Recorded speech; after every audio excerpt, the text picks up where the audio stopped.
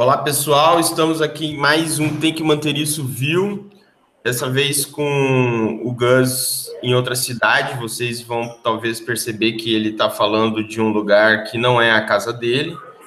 E hoje a gente vai falar sobre o Exército. Eu propus esse tema porque faz meio que parte da trilogia, que é... Eu não lembro qual que eu comecei, que era o Estado... alguma outra coisa e o Exército, né? Era questão indígena.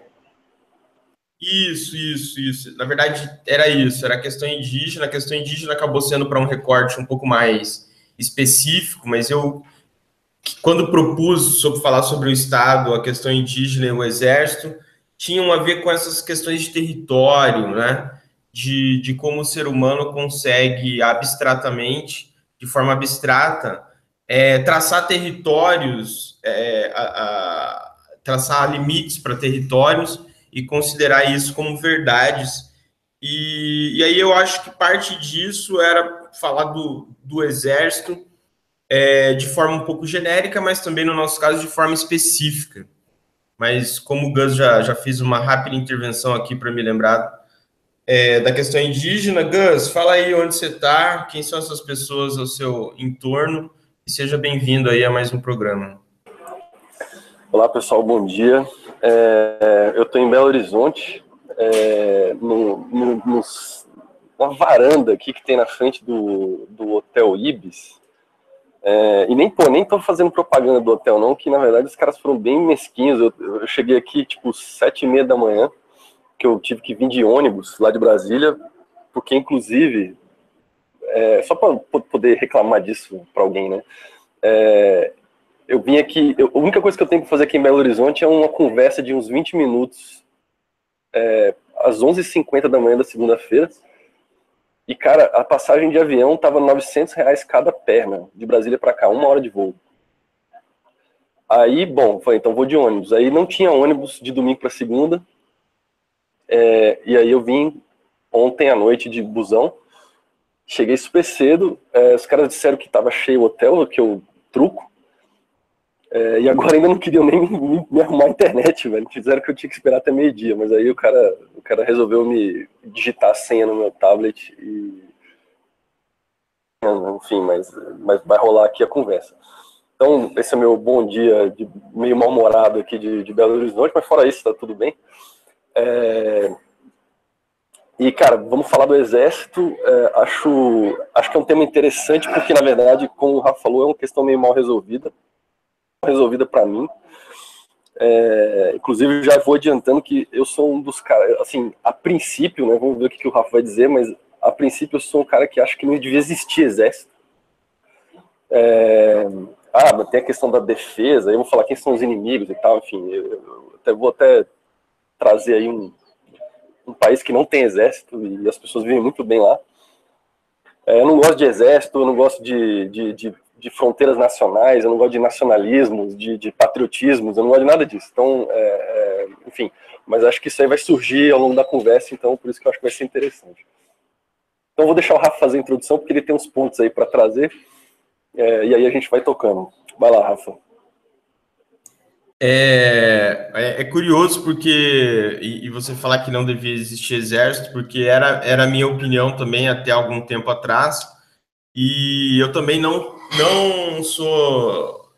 tenho apreço por questões nacionalistas e de patriotismo.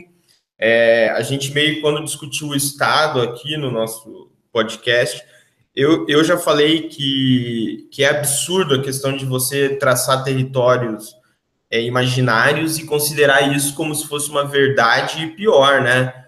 Dizer que se por acaso eu nascer dentro de um lugar que está demarcado um território em torno disso, eu tenho que ter algum apego particular sobre, não, esse é o melhor lugar do mundo e tal. Isso para mim é absurdo.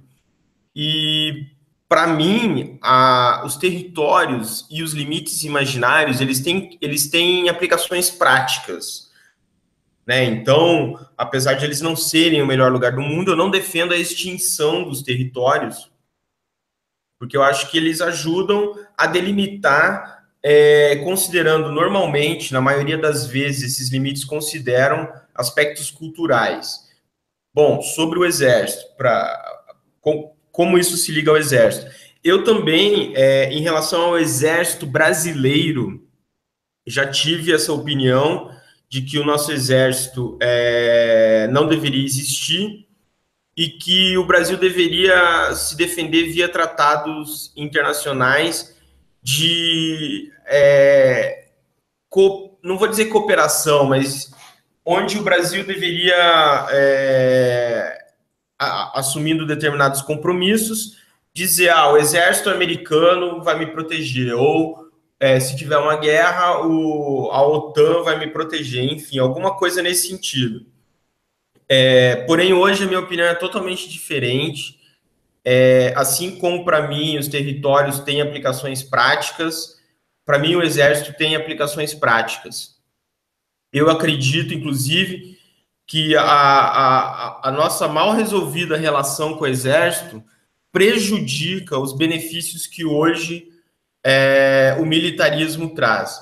E o militarismo, não o militarismo que vai à guerra, mas o militarismo que incentiva a indústria nacional, principalmente com o desenvolvimento de novas tecnologias. Pelo menos isso, para mim, é importante. Eu vou ver se eu acho essa palestra, mas eu vi esses tempos atrás, acho que já tem um ano isso daí, uma palestra de um cara que mostra sobre como o nascimento da Intel, da Oracle, de várias grandes companhias no Vale do Silício, teve a ver com o investimento do exército americano. O lance é o seguinte, você pode dizer, mas, então, um parênteses antes, o exército brasileiro hoje está desprestigiado por causa da sua mal resolvida relação com a sociedade brasileira, mas eu acho que isso deveria ser resolvido e o exército brasileiro ter um investimento de pelo menos 2% do PIB ser para o exército brasileiro, para ele justamente dar conta de investir isso em tecnologias. Então, toda a parte nossa de, por exemplo, de tecnologia espacial é tocada pelo Exército de forma muito bem feita, porém, não é melhor do que isso, porque os investimentos são muito baixos, né? E eu acredito que isso poderia poderia crescer em relação a isso. O lance, quando a gente fala de exército no Brasil, é quem são os inimigos. Mas eu acredito que eu estava lendo aqui, digamos, não é a história do exército, do militarismo, né? Mas dentro da história humana, o que fez, o que formatou a necessidade de exércitos. E aí, resumidamente, que aglomerados de seres humanos dispersos entre as suas individualidades, ou seja, que não estavam ali se preocupando com invasores externos, geralmente foram dominados por invasores externos, porque os invasores externos, eles tinham alguma ordem, algum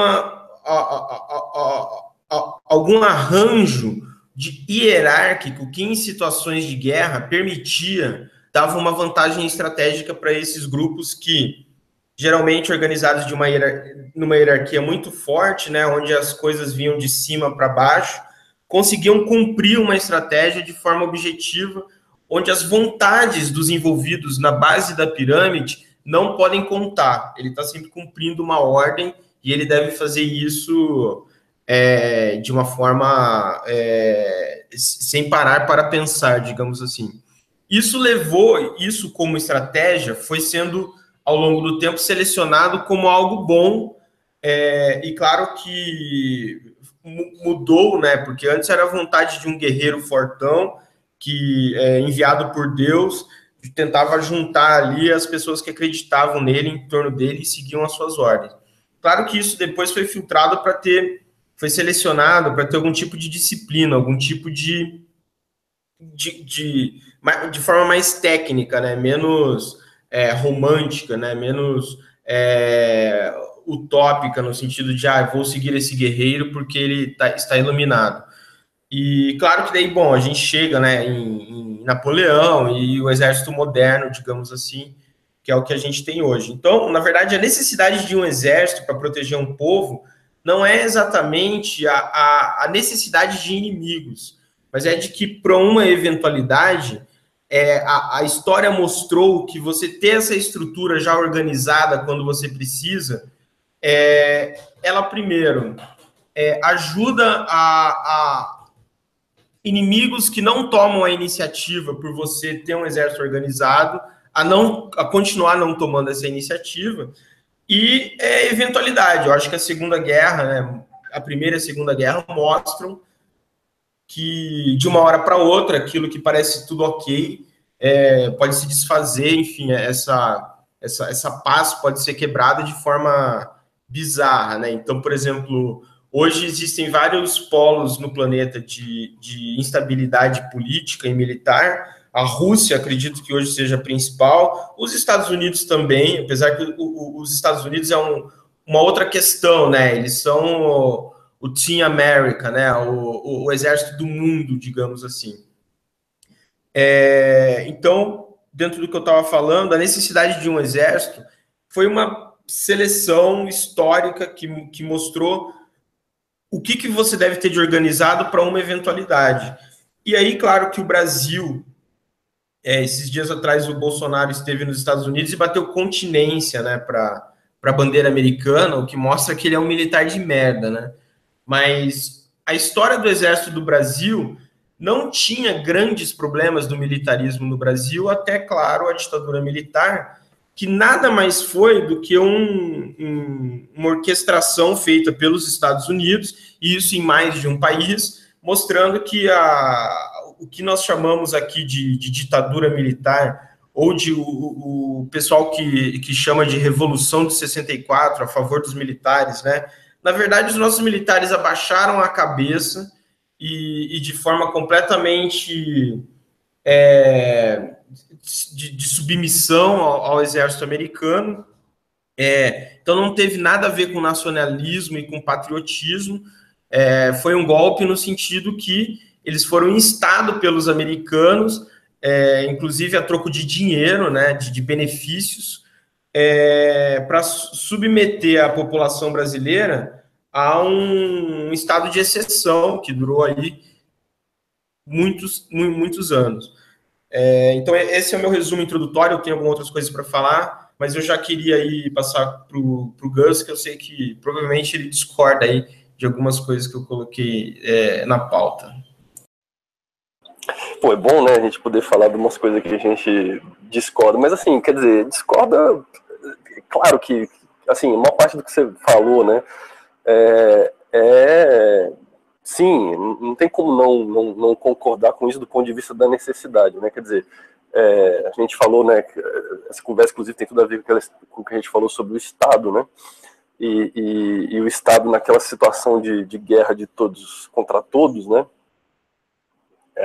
ele precisa exercer uma força, e essa força, né, simbolizada ali naquelas representações do Estado por uma espada, ou coisas assim, evidentemente ela diz respeito a forças armadas, né, então o Estado tem prerrogativa da força, inclusive para impor a força internamente, para evitar que as pessoas se matem, né, internamente, e também a prerrogativa de organizar um exército, né, algo nesse sentido, para se proteger de invasores externos, e que, na verdade, é das primeiras formas de organização, provavelmente, que surgiram, né, entre os seres humanos, né, porque não é que as pessoas viviam em comunidades felizes até que alguém inventou a ideia de invadir os outros. Acho que provavelmente as pessoas começaram invadindo os outros e eventuais comunidades felizes surgiram por acaso em alguns lugares em que não tinha ameaça externa, ou então em alguns lugares que os caras conseguiram dominar todo mundo, né? Então, é evidente que a guerra vem junto com a formação de sociedades humanas, né? O que talvez, assim, o meu ponto, talvez pacifista, vamos falar assim, é que eu entendo que em algum momento a gente teria que conseguir evoluir para um estágio em que a gente não precisasse resolver disputas por meio da força. Então, quando eu digo que eu acho que não devia existir exército, é muito mais nesse sentido, olhando muito distante, embora eu acho que daria já, né, a gente já está num momento da história humana aí, século XXI e tal, em que já seria possível pensar em algumas coisas, inclusive não só pensar como tem, né, tem casos efetivos, né, de abolição de forças armadas. Sei lá, tem o caso do Japão, que não é abolição, foi imposto, porque eles perderam a guerra e o exército dos caras era foda, né, então, tipo, os caras eram muito fodas, e praticamente invencíveis, né, a não sei, na hora que os Estados Unidos, tipo, apelou, e aí foi imposto para eles que eles não poderiam mais ter um exército capaz de atacar os outros, né? É só uma força para defesa, que eu não sei, que eu acho que ela é militar, mas enfim, ela tem essa questão de só poder defender. Inclusive o primeiro-ministro lá, né, fez dissolveu o parlamento, convocou novas eleições, porque ele quer mudar isso e fazer com que o Japão volte a ter um exército que possa realizar ataques a pretexto de um eventual possível ataque preventivo contra a Coreia do Norte diante daquela tensão lá. Mas eu acho que isso é mais a desculpa do que a verdadeira questão em torno do retorno do exército japonês. Eu acho que a maior ameaça que ele percebe, na verdade, é a China, que está, né, não sei se todo mundo sabe, mas a China tem feito algumas coisas no mar ali do Japão, ali no mar da China, que é coisa do tipo criar ilhas, construir ilhas, né? Os caras vão enchendo de areia um lugar, constroem uma ilha, né? Aquele pedaço de areia que eles jogam no mar aparece, e aí eles reclamam que aquele é território chinês e que, portanto, a partir daquele ponto eles têm mar territorial, porque aquela região tem algumas riquezas minerais, não sei se é só, acho que a treta nem é petróleo, deve ser outras coisas que estão ali no leito marinho, e isso está gerando uma tensão grande com os países da região, especialmente o Japão, e o Japão se sente meio indefeso. Eu acho que o principal motivo do Shinzo Abe querer voltar com o exército é isso, nem tanto o lance da Coreia do Norte. A Coreia do Norte é simplesmente uma estupidez. E, aliás, cara, invadir a Coreia do Norte, velho, pode ser um negócio muito perigoso, assim, mesmo com os caras super high-tech como o Japão. Bom, mas o exemplo que eu acho mais interessante e que também, cara, vamos dizer, pouco relevante, porque é um país minúsculo, é o da Costa Rica, né? É um país da América Central, que está cercado por vizinhos meio tensos ali, Honduras, Nicarágua, enfim, que tem várias tensões, ditadores malucos, essas coisas assim, mas que foi em 1940 e alguma coisa, 49, não sei, ou algo assim, 46, 49, eles aboliram o exército. E, enfim, isso vinha depois de uma guerra civil, que, enfim, teve lá seus problemas, como toda guerra civil, e no final, eles não ter mais exército, eles iam tentar organizar o país sem isso. Isso não significa que não tem nenhum tipo de força de gente que tem armas lá, né? Havia milícias organizadas e aceitas pelo governo, mas que eram civis, cuja função era proteger fronteira, lutar contra o narcotráfico, fazer outras formas de policiamento, sei lá, policiamento ambiental, policiamento florestal, essas coisas assim. E parece que recentemente eles ainda organizaram isso daí num negócio chamado Força Nacional, alguma coisa assim, mas que continua sem ter o caráter militar, continua sem ter a possibilidade de ataque, essas coisas assim. E parece que eles têm também, eu estava lendo ontem aí, eles têm também lá um grupo pequeno de umas forças meio high-tech, assim, mas bem pequeno para alguma coisa especial, caso seja necessário, somente função de inteligência. Enfim. Mas o que eu acho, meu ponto, na verdade, quando eu falo, né, acho que não precisava ter exército. Bom, eu acho que tem a ver com o que o Rafa está chamando desse problema da questão mal resolvida, de uma espécie de tensão entre os militares, de modo geral, e a sociedade civil, que é uma tensão complicada, porque ela tem a ver com o fato de que você tem um grupo de pessoas altamente organizadas, com uma capacidade muito grande de realizar coisas do ponto de vista estratégico, que tem armas, enquanto o resto da sociedade não tem eu não, evidentemente não defendo armas, pelo contrário, mas enfim, eles estão numa situação de ter uma potência de poder muito grande, e como a gente já viu na nossa história algumas vezes, né, a mais recente é o golpe militar de 1964, mas na verdade o Exército sempre teve, né, ele está na fundação da República, mesmo no período imperial ele tinha um papel grande, sempre tem essa tensão, esse olhar para, cara, o que esses caras estão pensando, o que eles vão fazer, porque eles têm condições de maneira muito rápida, se eles quiserem, tomar o poder. E, cara, as pessoas não vão ter como se defender disso. Então, eu acho isso muito complicado. E é mais complicado ainda no caso do Brasil, porque quando você está num lugar em que você tem claramente a ameaça, algum tipo de ameaça externa, a necessidade das Forças Armadas fica muito evidente, porque, cara, bom, a qualquer momento aqueles caras malucos que são meus vizinhos podem querer me invadir, ou podem querer tomar um pedaço do território. Então precisa manter isso funcionando. No caso do Brasil, cara,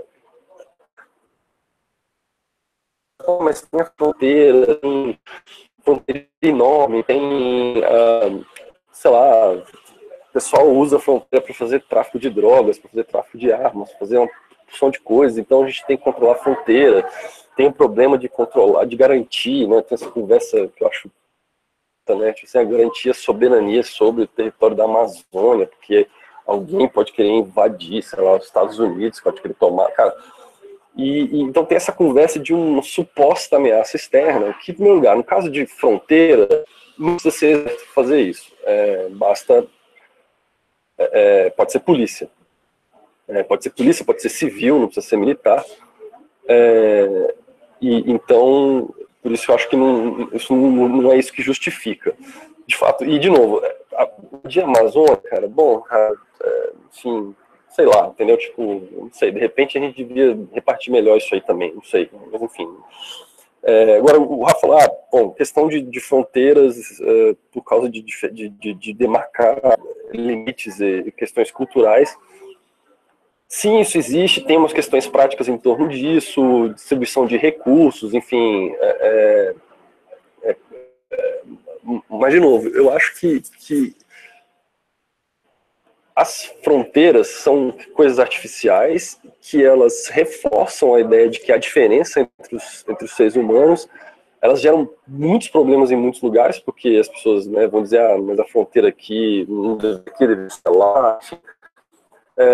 Ao passo que a gente poderia já ter a possibilidade de pensar em outras formas de organização, eu não sei quais, enfim, exatamente, mas assim, em que a gente considerasse menos fronteiras demarcatórias físicas, tem questões econômicas, tem uma questão econômica muito filha da puta, né, que é a questão econômica da repartição da riqueza. Né? Então você define aquela fronteira, chama nação.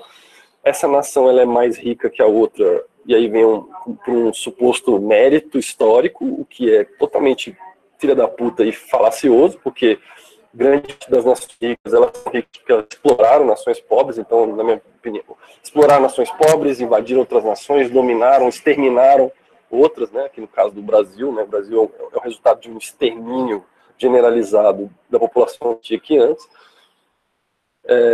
Então não tem o mérito que tem nisso é só o mérito de ser um bando de desgraçado que fez, que dominou outras pessoas, impôs outras culturas sobre os outros, e de alguma forma garantiu mais ou menos riqueza do que outros lugares. E aí tem essa ideia de que essa riqueza não pode ser compartilhada, distribuída.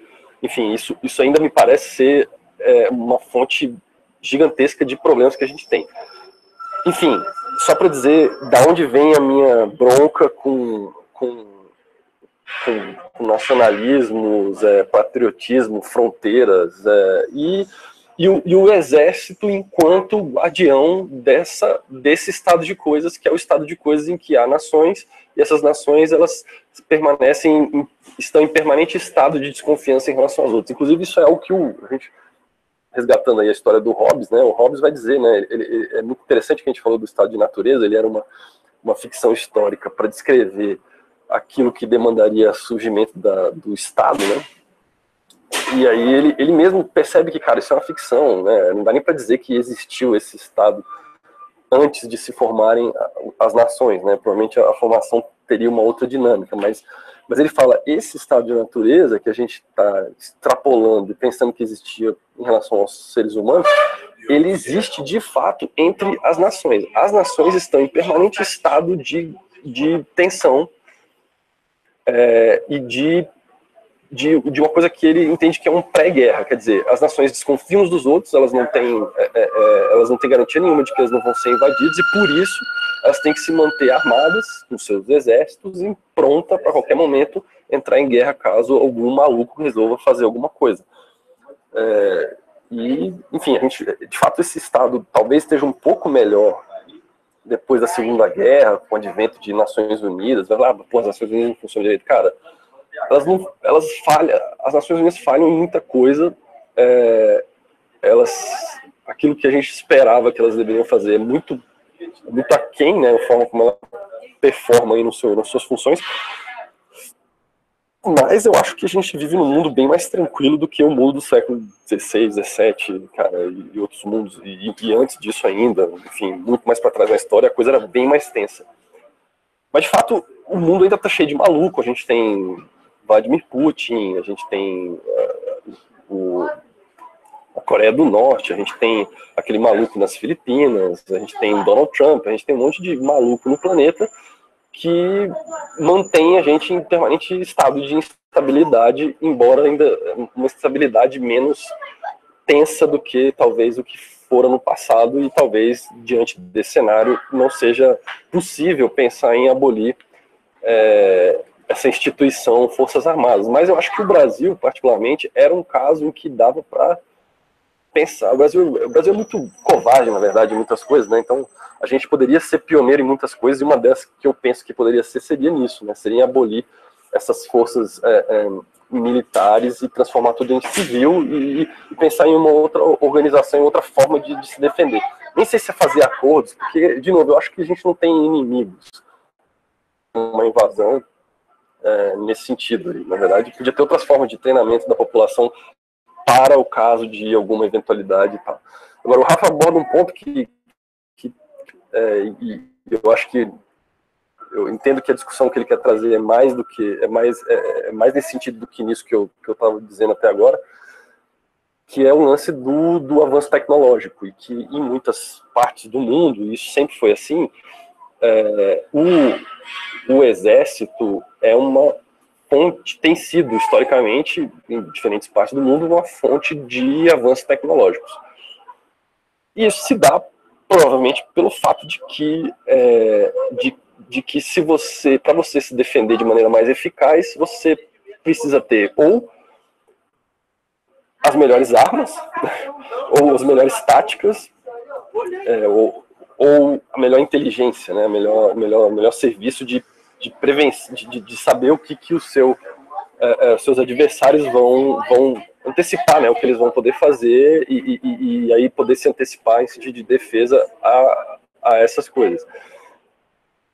E claro, você pode ter todas essas três coisas juntas. Então, de novo, né, o melhor armamento, melhor estratégia, que seria, né, uma coisa mais mental, mais teórica, ou a melhor inteligência, que é uma coisa bem high-tech, e eu acho que a origem de empresas, né, como o Rafa falou de Intel, Oracle, essas coisas, evidentemente tem a ver com inteligência, mas também outros avanços que para a gente são super, né, importantes, interessantes, como coisas que a gente tem, né, sobre conhecimento sobre o universo mesmo, sobre, né, a corrida espacial, essas coisas todas foram motivadas evidentemente por questões militares. Quer dizer, você constrói um foguete que consegue chegar até a Lua, significa que você consegue também construir um foguete que consegue jogar uma ogiva nuclear em Moscou.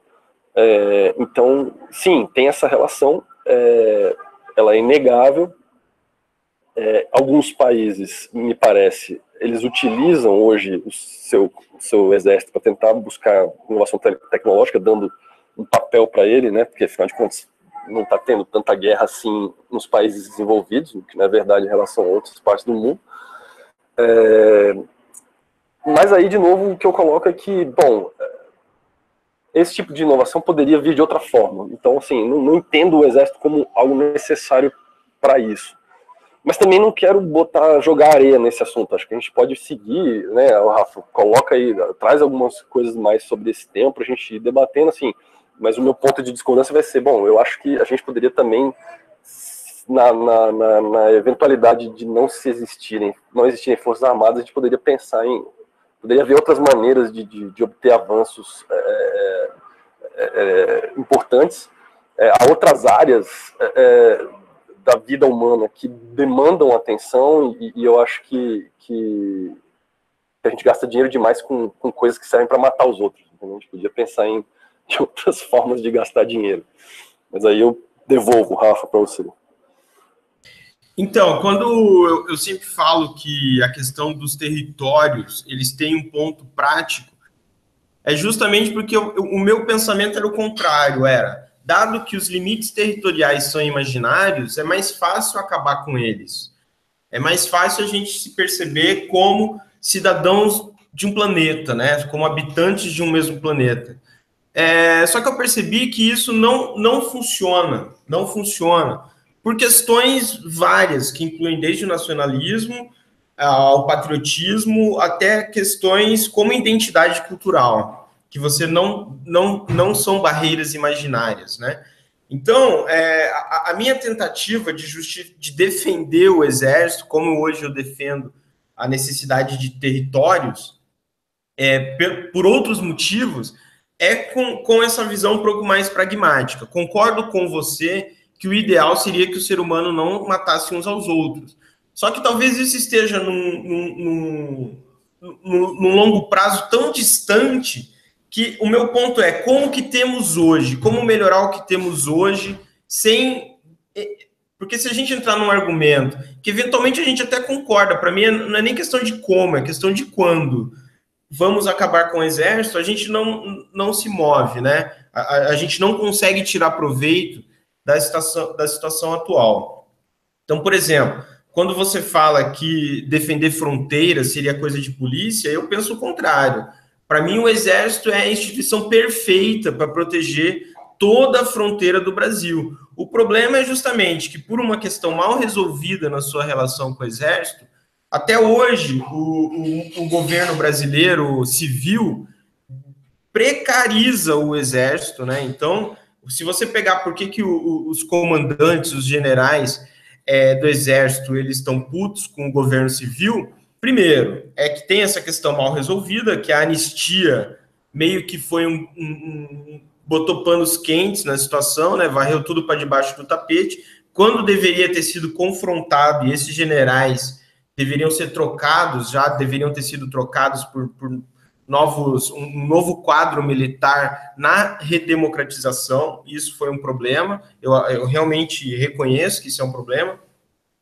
Só que, ao mesmo tempo, né, o exército tem sido punido por conta da ditadura a conta-gotas, a instituição exército, né, quando deveriam ter sido punidas pessoas que participaram da ditadura.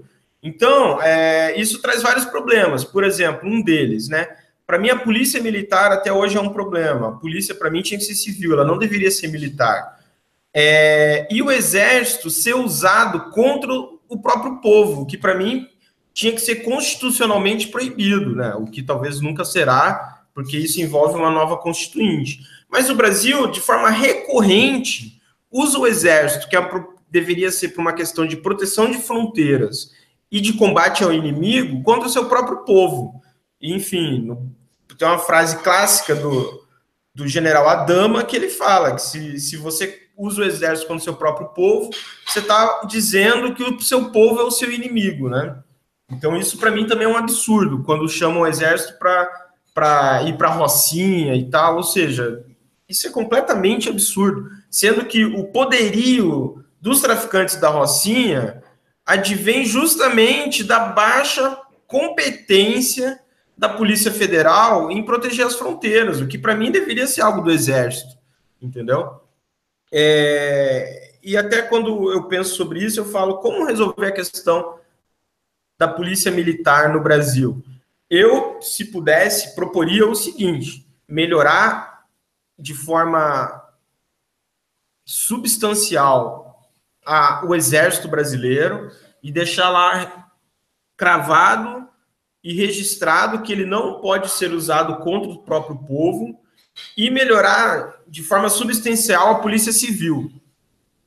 Chegar para os policiais militares e dizer, se você quer continuar numa carreira militar, a gente aqui melhorou o Exército, aprimorou, deu um financiamento maior para o Exército, você pode continuar a sua carreira militar no Exército. Agora você vai combater o inimigo, proteger fronteira e estar preparado para desenvolver tecnologia militar. Se você quer continuar sendo um policial, agora você vai ser civil, você não vai ser mais militar, e você está aqui, ó, você pode ir para a Polícia Civil, que a gente está melhorando ela, aumentou os salários, está aqui para você ampliar o quadro da Polícia Civil, entendeu? Então, porque tem policial militar que quer continuar sendo militar, então ele tem que ser militar no Exército. Quem policial militar que quiser continuar sendo policial de rua, ele vai ser agora um policial civil. Isso para mim é um dos caminhos que eu vejo, e não é para fazer de um dia para o outro, isso é um plano de 20, 30 anos, até migrar toda a polícia militar ou para o Exército ou para a Polícia Civil. Pois é, não, eu acho assim, perfeito, acho que quis colocar aqueles pontos para pensar, digamos assim, posição ideológica a respeito de como essas coisas têm que ser, mas eu concordo com você que do ponto de vista prático, a gente não tem como abrir mão disso agora, né? E o horizonte disso é distante.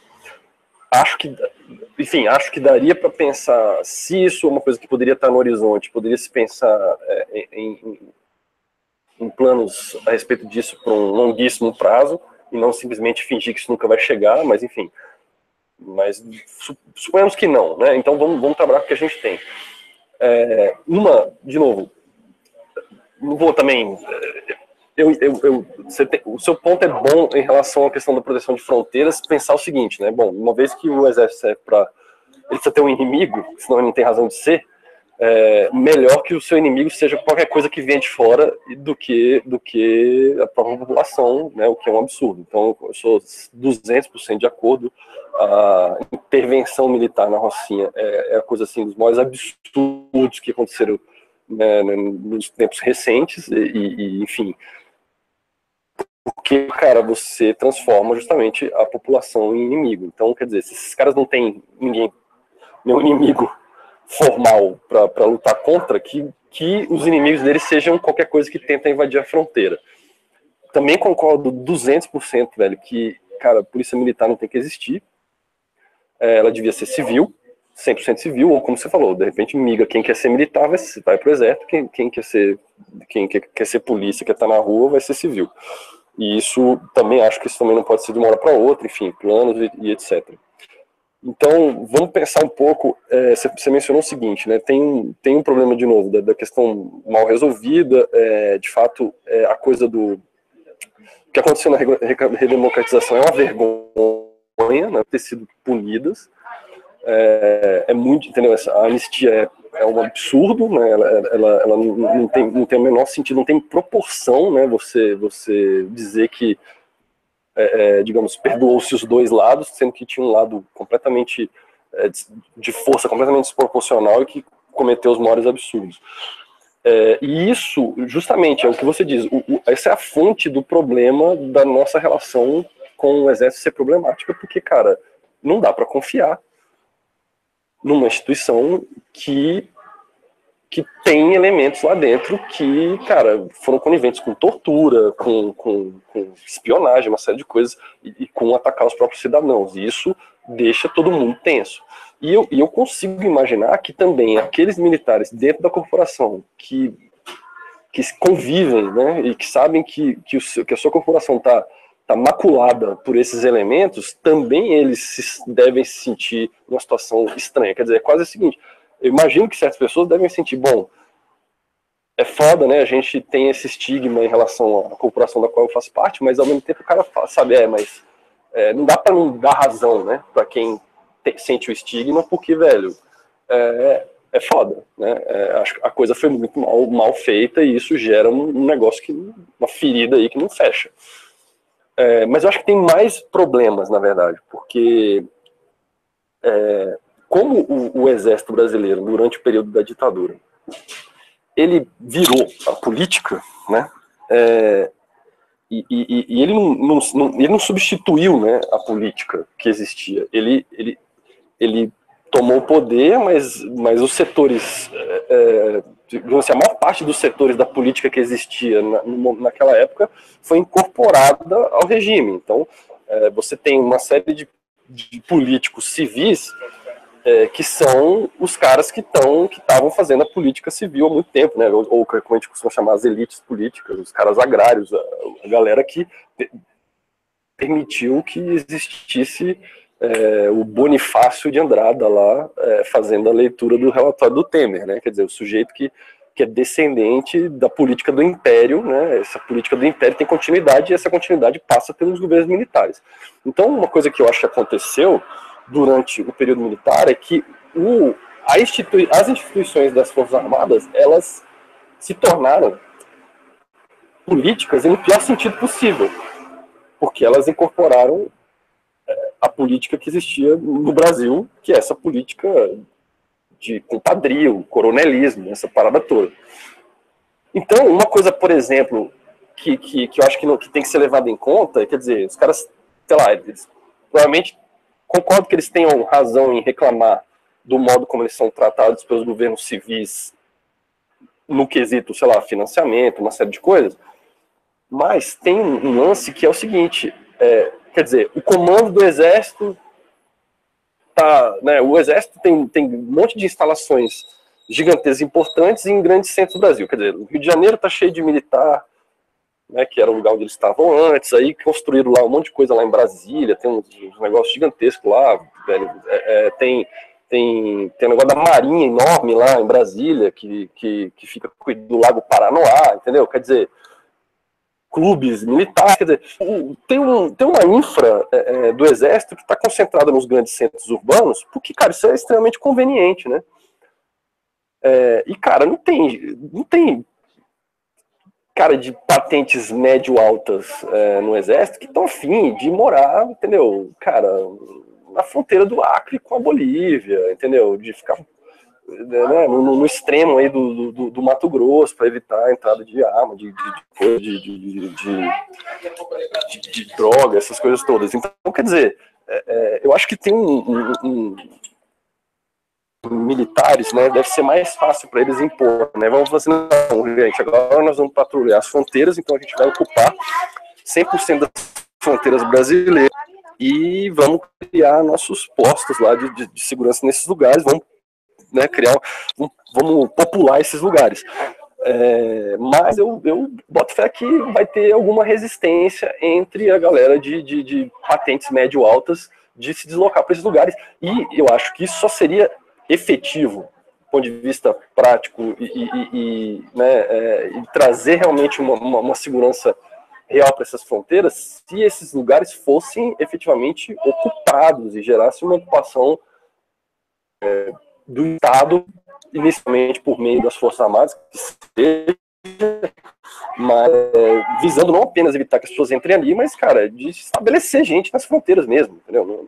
Não é você mandar lá uma brigada que vai passar um tempo lá, doida para voltar, né? Tipo, cara, vou botar a galera lá que vai ficar lá. Mas, enfim, tem que ocupar, aí vai ter que mexer com áreas de proteção, enfim, cara, não sei, mas eu acho que, de fato, a gente podia dar esse papel pro Exército, mas ele também,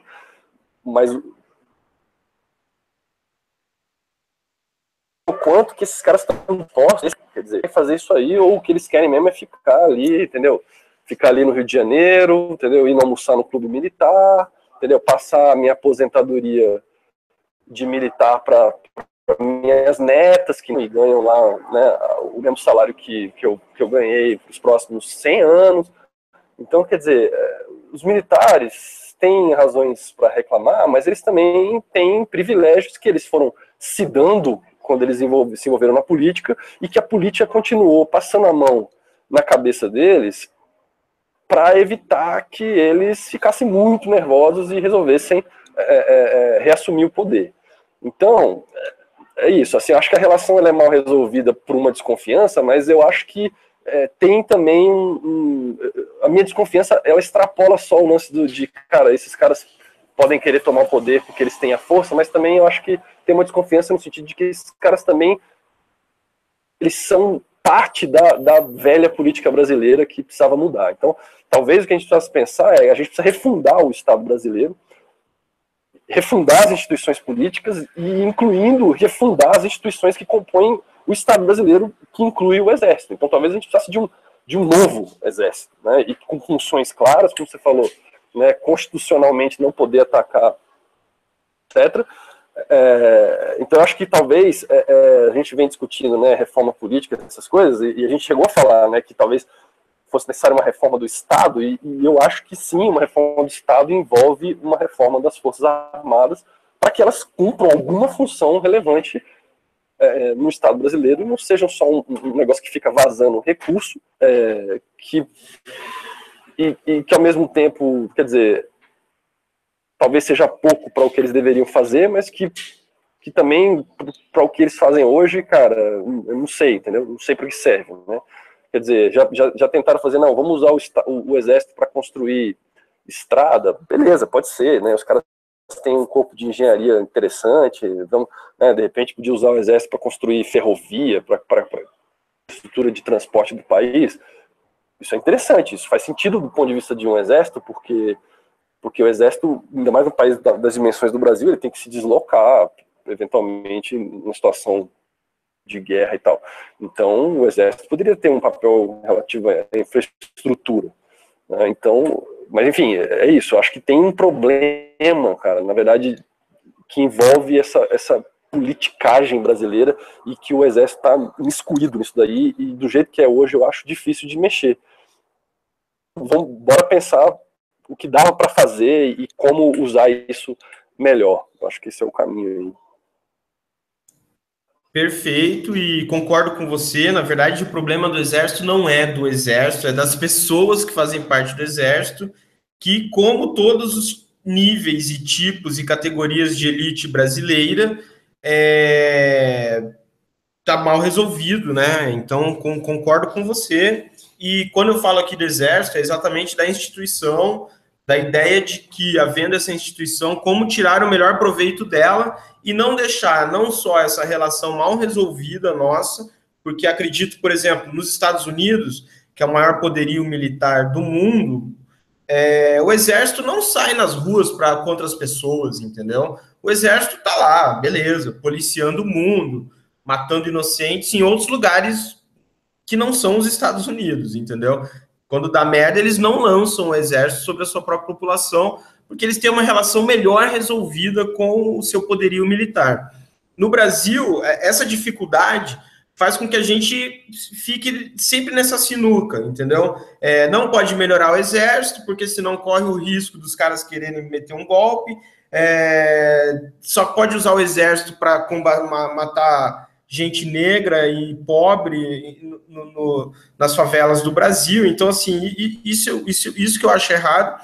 E a minha proposta aqui é de tentar, ao conseguirmos melhorar essa relação, de que forma for, não sei, mas eu acho que também tem que ter aí um choque de gestão, né? Então, todos os problemas que a gente vê na esfera pública, dos privilégios, o Exército conquistou isso também ao longo da história do Brasil. Então, assim, você vê que hoje os privilégios que têm as elites dos poderes, né, tanto executivo, legislativo, judiciário, o Exército também tem, e é aquilo, são as elites. Aqui em Dourados tem muita presença militar, e eu conheci, por causa disso, eu estudo com muitos militares, e claro, de baixa patente. Eu acho que a patente mais alta que eu conheci aqui estudando foi coronel. E mesmo assim, não são pessoas que ganham bem pra caralho, que enfim, são pessoas que ali no dia a dia tem até, assim, eu não estou falando por eles, mas é uma impressão que eu tenho. Não tem eles também bem resolvido qual é a função do exército no país, entendeu? Porque falando com um colega meu, ele falou, cara, nem atirar a gente atira lá. Ou você vai ficar consertando o carro, se eles verem que você manja de informática, você vai ficar consertando o computador, instalando rede, entendeu?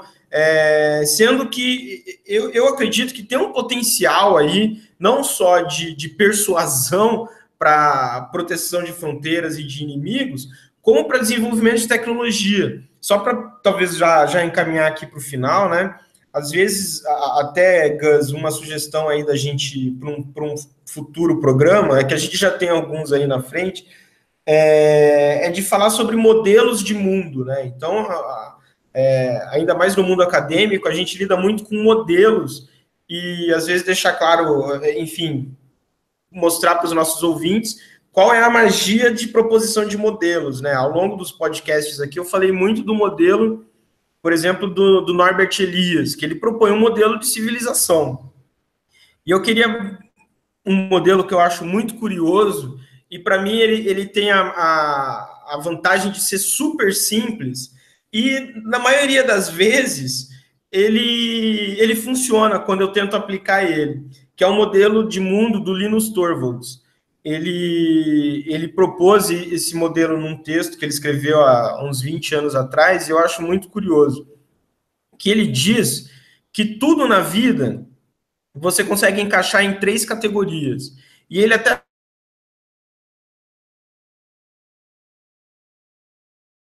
e você encaixar nessas 3 categorias.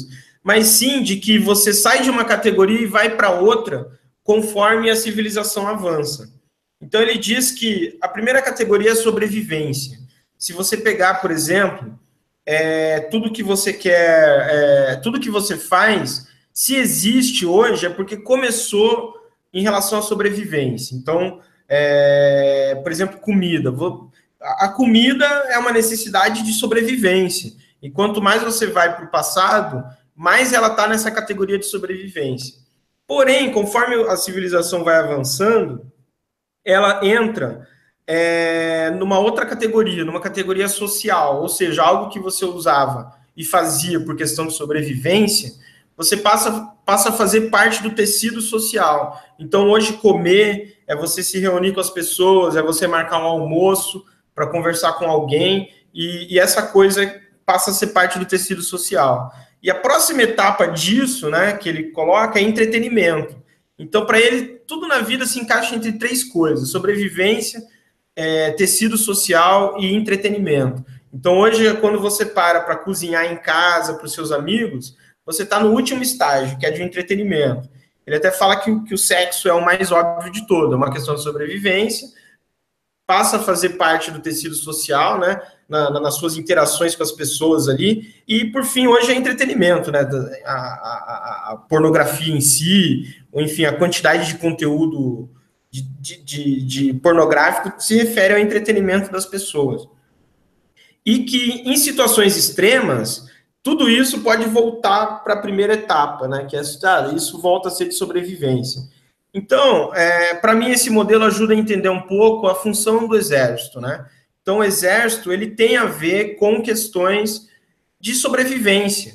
E quando eu concordo com o Gus quando ele fala que poderia haver outras coisas que ajudem a desenvolver tecnologia, porém, como o exército ele já tem que lidar com essa questão de sobrevivência, né? Então, quando eu parava para pensar sobre por que o exército desenvolve mais tecnologia, tem a ver com ele recebe, em determinadas situações da história, ele recebeu muito mais dinheiro porque ele lidava com sobrevivência. Então, dentro de um risco de sobrevivência, você, ao colocar dinheiro no exército, ele tem que desenvolver a melhor tecnologia, porque a vida das pessoas e dos envolvidos ali, acho que principalmente, vai depender disso. E aí a gente chega nesses extremos, como uma bomba atômica, né, que há talvez um domínio da natureza do universo absoluto, né? Porém, em situações não de guerras, né, o exército passa a ter ali uma função social, uma função de fazer parte do tecido social e que, claro, ele nunca vai deixar de ter essa visão de sobrevivência. Mortes acontecem na Rocinha, em profusão, porque a droga consegue entrar. E claro que tem uma discussão paralela aí sobre o uso de drogas, né? Que talvez pode ser aí também um outro programa, ou seja, Por que que o homem mais rico do Brasil, ele tem uma empresa de bebida alcoólica, né, mundial, e vender álcool é ok, e outros tipos de drogas que também tem a ver com uso recreativo, né, entretenimento, teria grandes problemas. Mas, bom, então eu vejo que se o Brasil conseguisse, de alguma forma, resolver as suas questões particulares, né, do povo com o exército, a gente teria mais benefícios ao investir num exército melhor preparado, que também podia acabar com vários anacronismos, né? Como o homem ser obrigado aos 18 anos se alistar e tudo mais, ou seja, o exército tem que ser uma referência de excelência para que, se homens ou mulheres aos 18 anos, de forma espontânea e por livre vontade, quiserem se alistar no exército, eles podem. Acredito que o exército vai atrair gente muito mais capacitada se for facultativo, e se o exército também estiver mais preparado e desenvolvendo tecnologia que, num primeiro momento, vai ser usado a princípio, para questões militares, mas que pode depois ser devolvido para a sociedade, né, em forma de tecnologias que o exército desenvolveu ali, está licenciando, enfim. O lance que a gente não pode é ter uma instituição, como você falou, cheia de privilégios, completamente sucateada e que não traz nenhum benefício social, por falta de inimigos que seja, mas também, por exemplo, surge um inimigo agora do nada. O nosso exército não está preparado da mesma forma, entendeu? Então, acredito que seria um grande benefício para o país se nós resolvêssemos as nossas questões com o exército dedicasse para ele uma verba maior, onde ele pudesse, em vez de bancar privilégios e opiniões antiquadas sobre poder, desenvolver tecnologia, proteger melhor nossas fronteiras e, enfim, trazer algum benefício, né, tecnológico aí para o nosso país. Eu vejo isso dessa forma e acho que era isso que eu tinha para dizer. Então, na verdade, eu queria até falar uma coisa que eu acho que é interessante, porque você fala, porque entre os anacronismos, né, que tem envolvido na questão do exército, os próprios privilégios, porque a gente fala em privilégio, parece que os caras estão nadando, né, em privilégios super, que deixam eles super bem, né, e como você mencionou, cara, não é assim que você percebe os caras de baixo patente.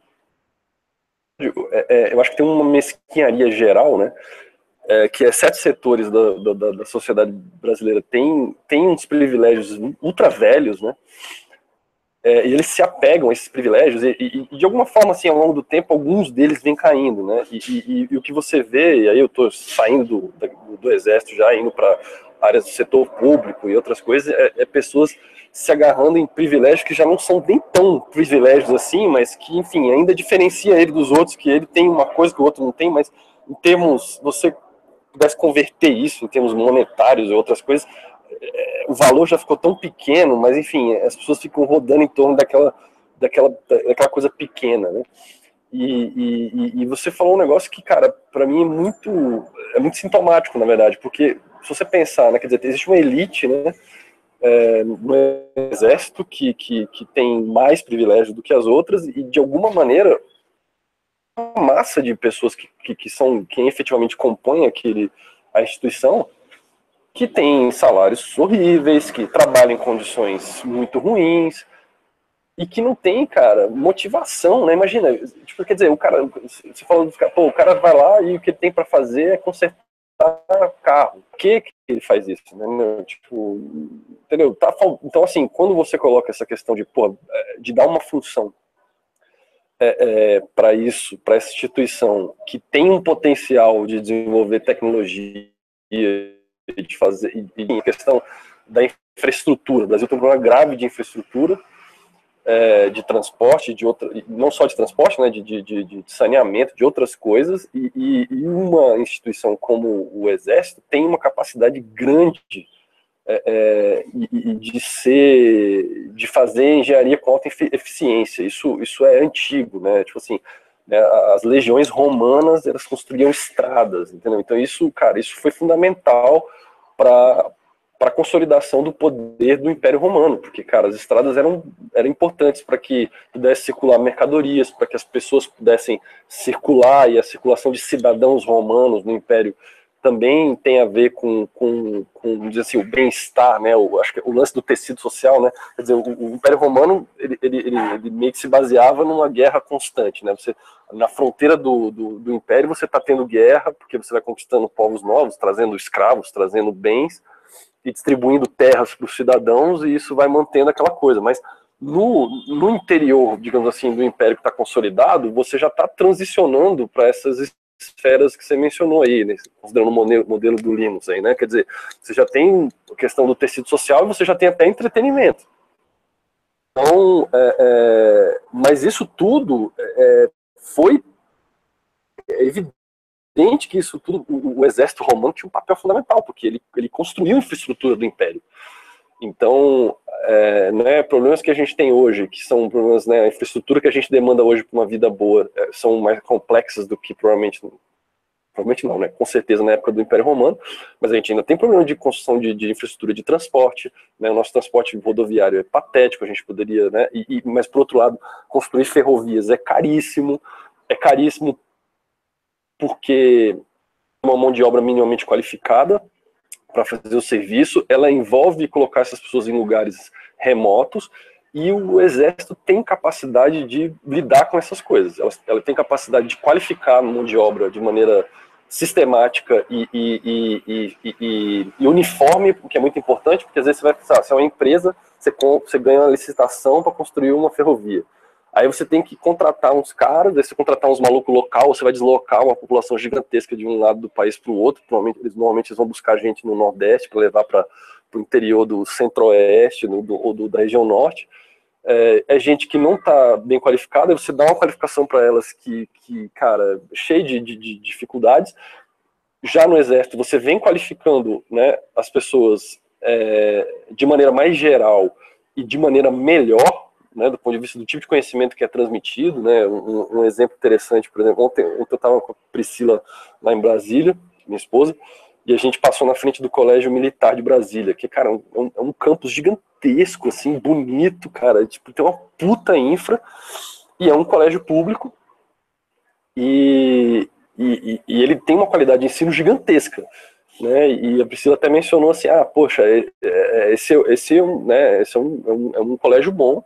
Aí eu falei, puta, velho, mas o problema de um colégio desse é que tem uma doutrinação, né, envolvida. Quer dizer, o preço que você paga para ter um ensino de alta qualidade e público, né, ele é melhor do que outras escolas públicas no Brasil, embora o ensino público no Brasil seja relativamente bom em relação ao resto do país. Mas, de todo modo, o colégio militar seria algo acima da qualidade, termos de velho, com uma doutrinação, vem junto com os uniformes, pra cacete. Essa doutrinação é parte desses anacronismos também, cara. A gente precisaria de uma mentalidade militar mais moderna, que eu acho que, inclusive, né, você mencionou os Estados Unidos algumas vezes, cara. Nos Estados Unidos o exército está mais bem envolvido no tecido social. A mentalidade deles, embora talvez pra gente como nós ainda seja um pouco retrógrada, ela é bem melhor do que certas coisas que a gente escuta falar sobre os comandos militares brasileiros. Enfim, então, quer dizer, dá para ser melhor, né? Dá para você ter, de repente, um ensino crítico. Quer dizer, para você ter um bom exército, você não precisa ter um monte de gente que sofreu lavagem cerebral. Eu acho que dá para você ter um exército com pensamento crítico. Pessoas, né, uma educação militar com pensamento crítico. Não acho que seja uma impossibilidade. E aí, por isso somente, eu acho que aí você tem, como eu estava dizendo, capacidade de formar bem mais qualificada, com um conhecimento mais uniformizado e que tem a capacidade de ser muito mais eficiente para poder fazer infraestrutura em lugares em que é muito difícil para a iniciativa privada, ou, como a gente sabe, que a iniciativa privada nesses lugares, justamente porque eles são remotos, porque eles são difíceis, ela aproveita para roubar, basicamente, né? É o que a gente vê, o Odebrecht, essas empreiteiras todas, a Lava Jato está mostrando isso, né? Que esses caras estão nesses lugares para o erário, e isso já é mais difícil numa organização militar. Então, sim, teria coisas para esses caras fazerem.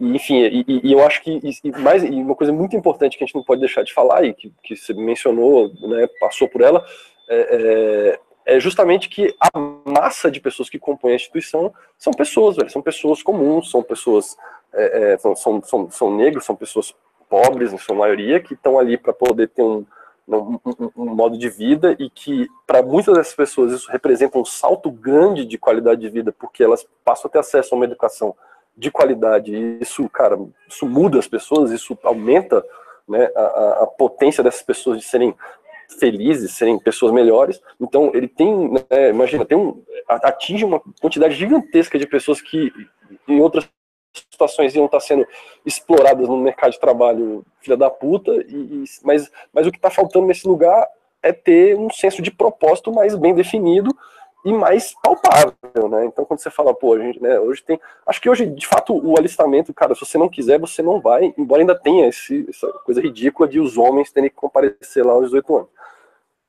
Mas eu também não sei se tem tanta gente assim querendo ir fazer isso, né? Querendo seguir essa carreira, porque além desse problema da questão que a gente está chamando de questão mal resolvida, de fato está faltando um propósito para isso. E se tivesse um propósito mais claro de retornar um benefício para a sociedade, talvez isso atraísse ainda mais pessoas e pudesse,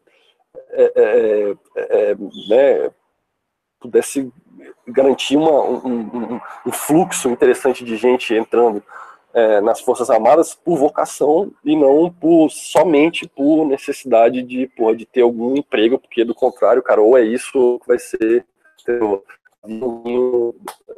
funcionário do tráfico no Rio de Janeiro. Então, assim, cara, ele tem um papel social, sim, na atual conjuntura, é inegável, entendeu? Então, a gente precisava investir também nessas coisas, né? Enfim, para terminar também, acho que a gente precisa terminar, eu gosto da sua ideia da gente pensar essas coisas, dos modelos, porque aí dá chance da gente dar um pouco de vazão, assim, para um pouco de pensamento utópico. Acho que a gente está precisando falar disso também no Brasil hoje, né?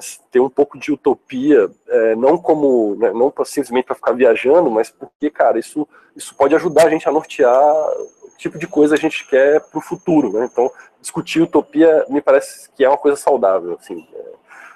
Acho que eu topo a gente pensar em formas de trazer isso aí para as nossas próximas conversas. E eu acho que eu fico por aqui, cara. Se quiser terminar, fazer meu check-in aqui no hotel. Não, é isso, Gus, obrigado, boa sorte aí no hotel, obrigado a quem nos ouviu e espero que, enfim, o Exército Brasileiro possa ser usado em algum momento para nos proteger, para não descer a porrada em cima da gente, para desenvolver tecnologia aeroespacial e dar algum retorno tecnológico aí para o país Brasil, que seria muito interessante, do que essa pequenez aí de um passado complicado, mas que se a gente ficar revirando não vai levar a gente a lugar nenhum. Então, obrigado aí, até semana que vem com mais um tema interessantíssimo. Falou. Falou, galera. Vamos manter esse negócio aqui na semana que vem. Um abraço aí para todo mundo.